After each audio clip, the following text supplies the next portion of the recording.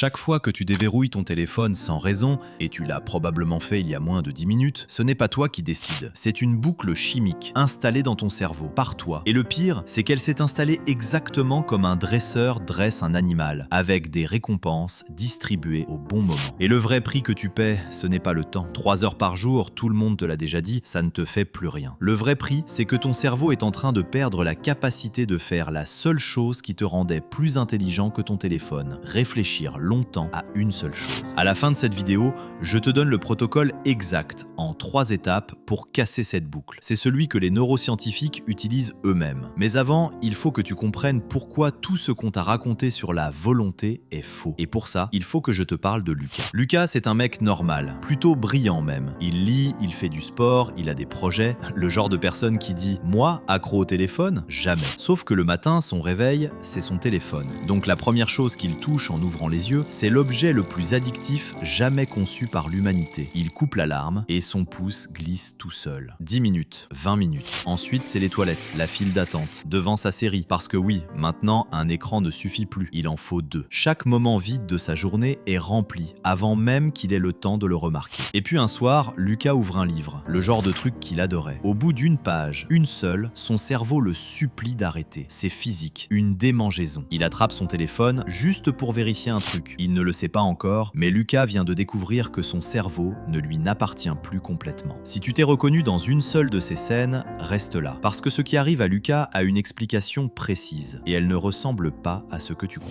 On t'a dit que la dopamine, c'était l'hormone du plaisir. C'est faux. Et cette erreur, c'est exactement ce qui t'empêche de comprendre ton problème. La dopamine, ce n'est pas l'hormone du plaisir, c'est l'hormone du peut-être. Elle ne monte pas quand tu obtiens la récompense. Elle monte juste avant, quand ton cerveau anticipe qu'une récompense est possible. C'est elle qui te pousse à agir, à chercher, à vérifier. Dans les années 50, un chercheur qui s'appelle Skinner a découvert un truc terrifiant avec des pigeons. Quand un pigeon reçoit une graine à chaque fois qu'il appuie sur un bouton, il appuie tranquillement. Mais quand la graine arrive parfois au hasard, le pigeon devient fou. Il appuie sans s'arrêter, pendant des heures. Ça s'appelle la récompense variable. Et c'est le principe exact de ton feed. Tu tires le levier, tu rafraîchis l'écran, et parfois il y a quelque chose de génial. Un message qui fait plaisir, une vidéo parfaite, parfois rien. Et c'est précisément ce parfois qui rend la boucle incassable. Une machine à sous ne te récompense pas à chaque fois. C'est pour ça que tu rejoues. Maintenant le problème, ton cerveau calibre tout sur la source de dopamine la plus forte disponible. Un livre, c'est une goutte. Ton téléphone, c'est un déluge. Des centaines de peut-être à l'heure. Alors quand Lucas ouvre son livre, son cerveau fait juste un calcul. Pourquoi creuser un puits quand il y a un robinet? Ce n'est pas que la lecture est devenue ennuyeuse, c'est que tout le reste est devenu trop fort.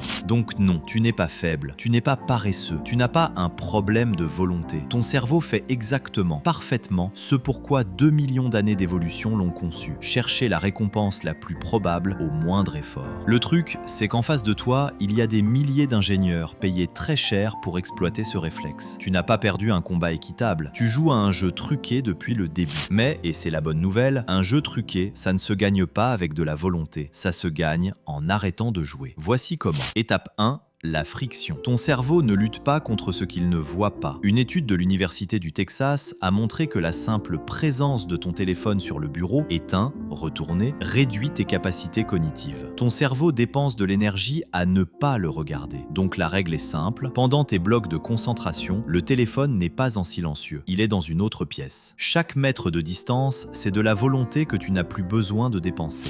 Étape 2. Le remplacement. La boucle a 4 temps. Un déclencheur, un geste, un peut-être, une récompense. Tu ne peux pas supprimer le déclencheur. L'ennui, le stress, l'attente feront toujours partie de ta vie. Mais tu peux remplacer le geste. L'astuce concrète, identifie ton déclencheur principal. Pour la plupart des gens, c'est la transition, le moment entre 2 activités. Et décide à l'avance du geste de remplacement. 10 pompes, 3 pages, marcher jusqu'à la fenêtre, peu importe. Ce qui compte, c'est que la décision soit prise avant que le déclencheur arrive, parce que sur le moment, tu perdras toujours la négociation. Étape 3, la plus importante et la plus désagréable, l'ennui programmé. 10 minutes par jour, sans rien. Pas de musique, pas de podcast, pas d'écran. Tu marches ou tu restes assis, c'est tout. Les premières fois, c'est insupportable. C'est le sevrage, littéralement. Mais ce que tu es en train de faire, c'est recalibrer ton seuil de dopamine. Tu réapprends à ton cerveau qu'une stimulation faible, c'est normal. Et au bout de quelques jours,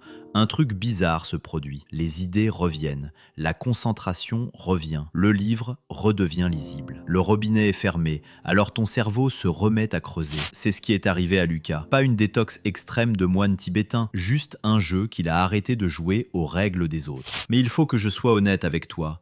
Ton téléphone, ce n'est qu'un symptôme. La vraie question, c'est pourquoi ton cerveau choisit toujours la facilité. Pourquoi il déteste la discipline, l'effort, l'inconfort, même quand tu sais que c'est bon pour toi. Ça, c'est un mécanisme encore plus profond. Et c'est exactement ce qu'on va décortiquer dans la prochaine vidéo.